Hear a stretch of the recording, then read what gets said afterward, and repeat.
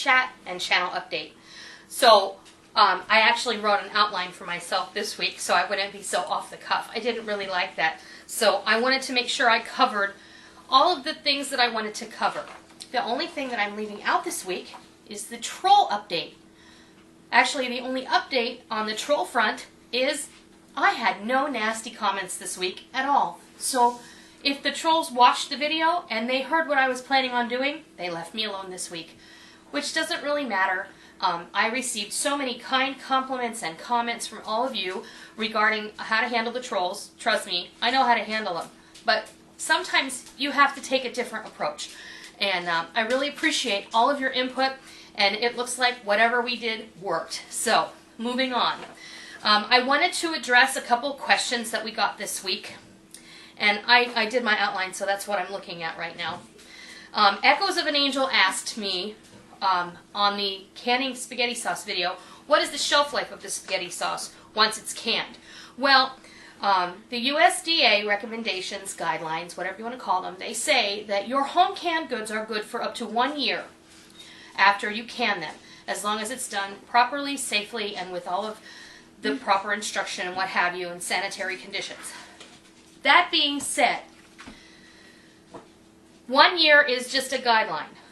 My spaghetti sauce isn't lasting a year. I did it in July and have had now to make it again in October because I keep reaching for it. Because when you start to can and put things up on the shelf, you really are making yourself your own fast food, as the case may be. So what I'm going to say is, with common sense and research, if you have a good seal on that jar, if the jar is not bulging, leaking, if it does not smell funny when you open it, and it does not look funny when you look at it, all of these things, you have to engage many of your senses to determine whether or not a canned good is safe to eat. So you have to look at it first of all. If it looks right, okay. Is it sealed right? So you've engaged touch. That's good. Does it smell right? Okay, you're probably good to go. So we've got sight, smell, touch, and then obviously taste a little bit of it. If it tastes all right, you're good to go. So we've got most of our senses in there, except for hearing, because I really don't think that hearing is going to help you. What? I want to add to tell them to look at the bottom of the lid too. Make sure there's no discoloration on it or. Excellent. Once you open it, look at the bottom of the underside of the lid, and if there is no discoloration or mold, very good, then you're probably good to go as well. So I think a lot of this is common sense and experience, but if it's on your shelf for a year, take all of those extra precautions, but up to a year, you're safe and good to go. But like I said, mine's not lasting a year, so once you start reaching for your own fast food, you're going to be fine. And then Garden Dame asked me to give an update of my columnar apple trees. Well, Dame, the hurricane and the extreme summer heat this year did my apple trees no favors. Because apples are a deciduous tree and we're going into the fall, my apple trees, the leaves that didn't burn because of the extreme heat, are now starting to shed from the tree. I have to prune them at the proper time. And since this was my first year with the trees, they did very well. I bought them from Stark Brothers. I highly recommend them. They will not bear fruit until next year if everything goes right. Now, because of the hurricane, the extreme winds, the heat fluctuation, and temperature fluctuation, we had a phenomenon, I'm not sure of the name of it, but all of the flowering and fruit trees in the area are now sprouting buds as if it were spring.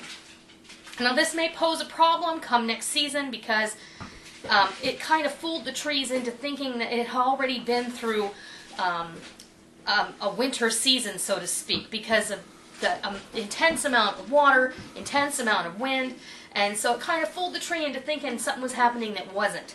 I do see some buds on my apple trees, but I'm hoping that this phenomena is not going to really affect them, but we won't really know until next spring. So I will prune them though at the proper time, like I said, and I will give you a visual update here soon. I'm embarrassed to show you my garden because it really went to pot. But I'm still growing peppers up the wazoo, and like I've said in previous videos, in years past, if all we ever had to eat was peppers, we were never going to go hungry.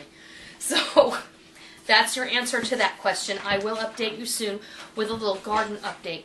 And then my last few questions are all from the same viewer, and they have to do with the sticky bun video. The viewer's screen name is Vlov, V-L-O-V. They're from Australia. And the first question is a two-parter. The question is, once you open up your instant yeast, can you keep it in the freezer? Yes, this is exactly what I do. I open up the brick of yeast, and I put it in a mason jar, and I put it in the freezer. My yeast goes in the freezer from the minute I bring it home from the store, because the minute you put your yeast in the freezer, you automatically suspend its life.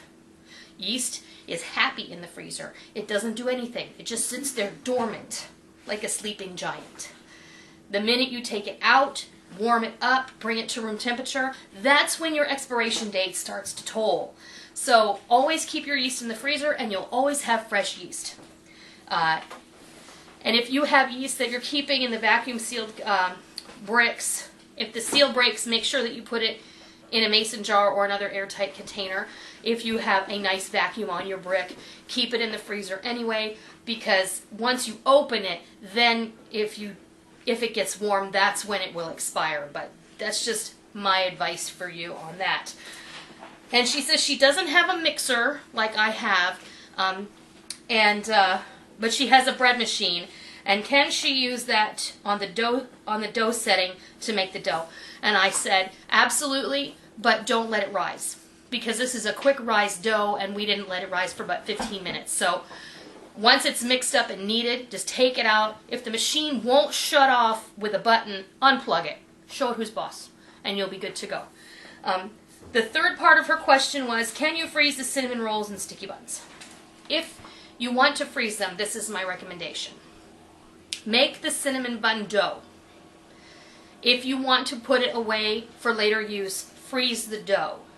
Then thaw it out on the counter or overnight, or in the refrigerator overnight. And the next morning, I would prepare it as you prefer, whether it's cinnamon buns or the sticky buns. So I wouldn't freeze them with the cinnamon in them, although I suppose that you could roll them with the cinnamon filling and then cut them up. And then I would put them on a cookie sheet separated and put them in the freezer covered until they're solid. Then I would put them later. I would take them out after they're frozen, put them in a plastic bag, in portion size bags, and then I would put them back in the freezer. And once you take them out and want to use them, I would thaw them again in the refrigerator or on the kitchen counter overnight, and then I would prepare them as desired, whether it's just a plain cinnamon roll or a sticky bun. But I would not recommend freezing them with the sugar application, because your sugar is just going to turn to yuck. It's not going to be good. It's not going to be anything like what you saw me make. So that is it for our questions this week. But I had something I wanted to share with you. Bye, Sarah. Have a good night. I'll see you tomorrow. Okay. I like this magazine. It's called Hobby Farm Home, and I get it at Lowe's. And I don't subscribe to it. I just pick it up when I see it. But I wanted to share with you a little editorial that somebody wrote. Just a few minutes ago, we were talking about our home canned food being our own fast food. This is written by a woman who is either Mennonite. I believe she's Mennonite. I don't know where she's from. I have to read you just like a 4 or 5 paragraph little editorial that she wrote, because it just made me smile when I read it, and it really does hold true to those of us who do a lot of canning and stuff. And the article is called "In Praise of Fast Food." Our family really enjoys fast food, she writes. Food that tastes delicious but is quick and easy to prepare with very little labor involved. Early in the afternoon, I unwrap a fresh ham roast, lay it in a roasting pan, pour a bag of frozen black-eyed peas around it, add a little water and salt, put on the lid, and slide it into the oven. It takes me less than 5 minutes.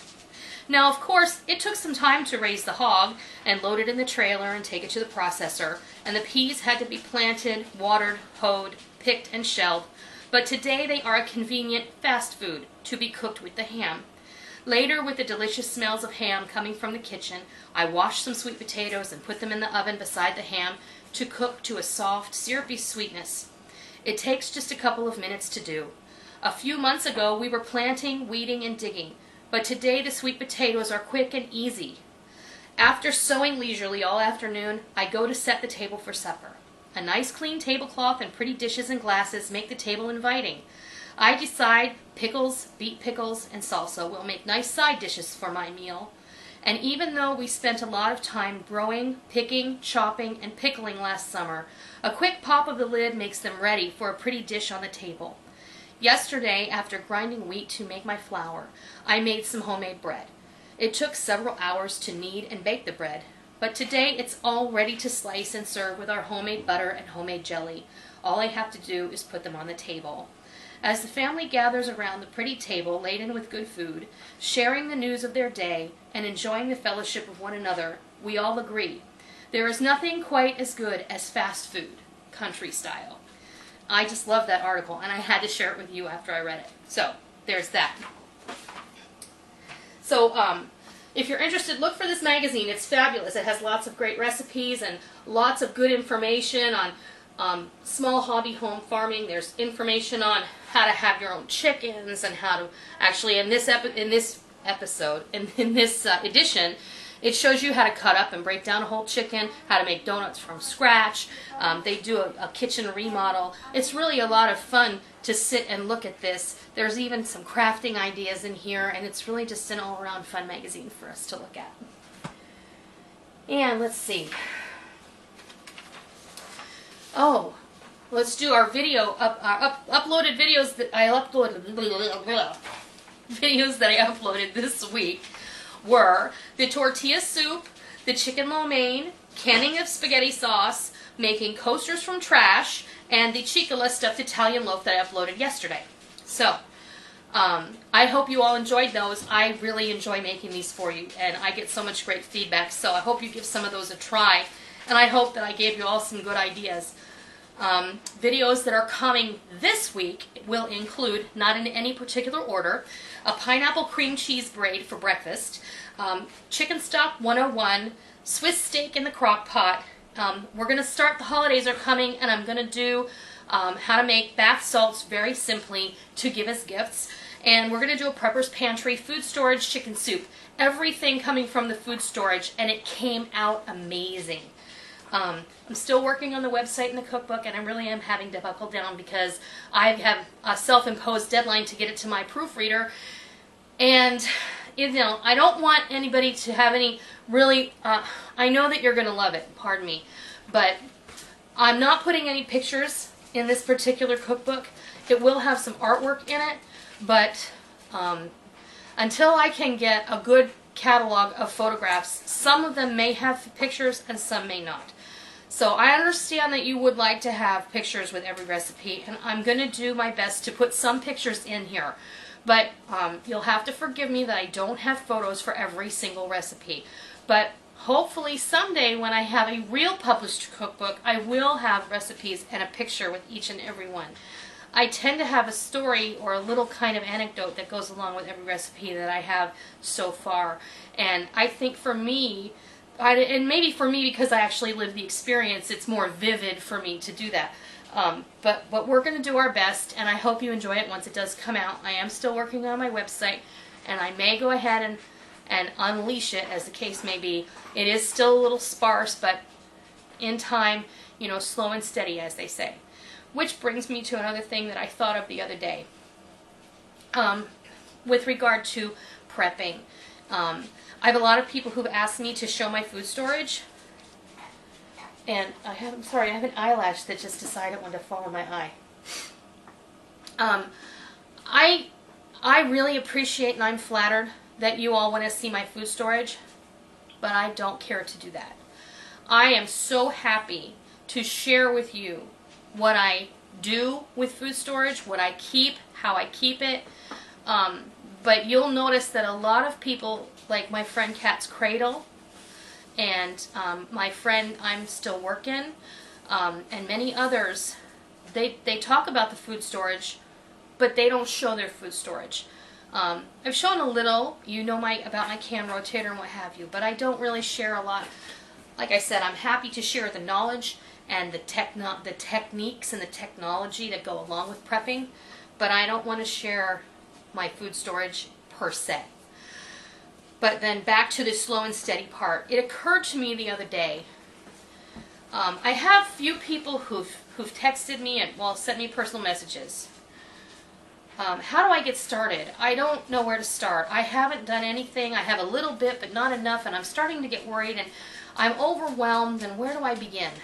Well, I want you all to think about Aesop's fable of the tortoise and the hare, and how it applies to preppers.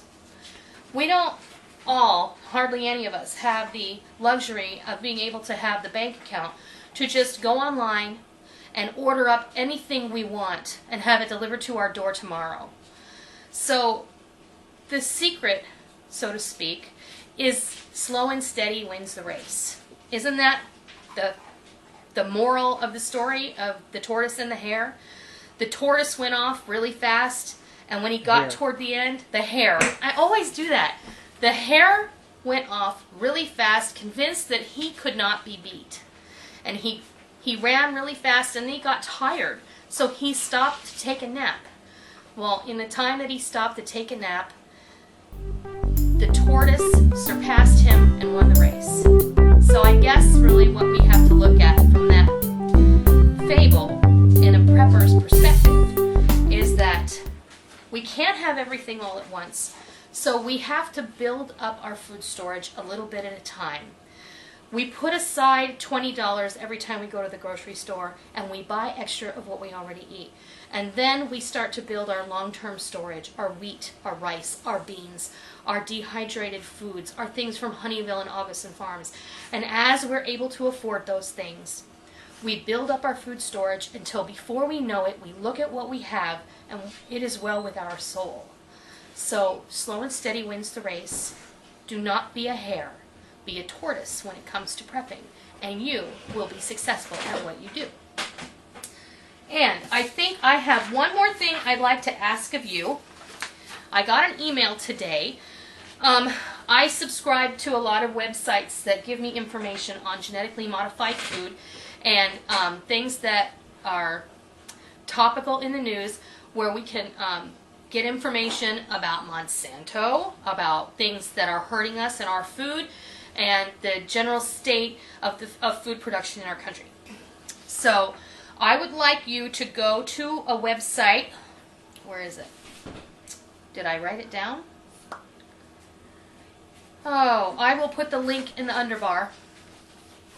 There is a petition to tell Congress to start allowing food labeling of genetically engineered, genetically modified food. That we want it to be put on the label. And if you go there, then you're going to be asking the, I believe it's the FDA commissioner. I'm not 100% sure, but this is the letter. There's a form letter. All you have to do is put in your information, and it puts your name on the petition.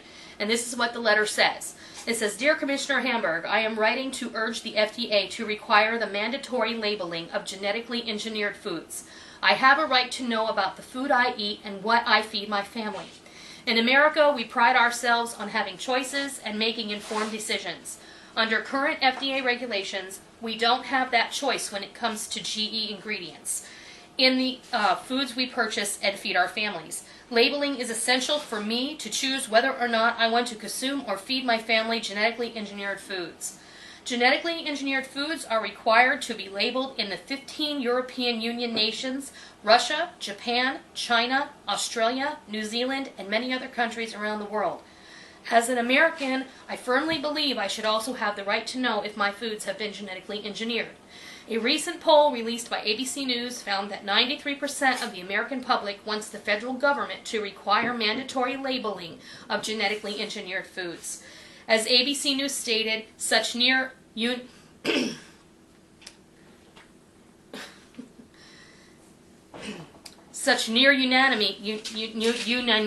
that's a hard word to say, in public opinion is rare. I hope you will listen to me and the other 93% of the American public who want mandatory labeling. Please show your support for the interests of the American people by labeling genetically engineered foods. And I'm going to post the link below to that petition where you can go, if you choose, and put your name on it and let the government know we don't want it in our food, but if we have to have it in our food, we want to see it on the label so we can choose not to purchase it. Now, you know as well as I do that they don't want to pass that law, because if they do, all of their corporate cronies over at Kraft and whoever, they're not going to be able to sell their crap. If it's on their label, nobody's going to want to buy that box of blue and yellow macaroni and cheese because it's going to say contains genetically modified wheat or whatever. So we have to put pressure on them. Whether it works or not, I don't know. It usually doesn't, because they usually do whatever the hell they want anyway. So anyway, I will get off my soapbox. I will leave you there this week, and I hope you have a fabulous week. Look for the new videos I'm going to upload. The holidays are coming. Yay! And until next time, I'll see ya.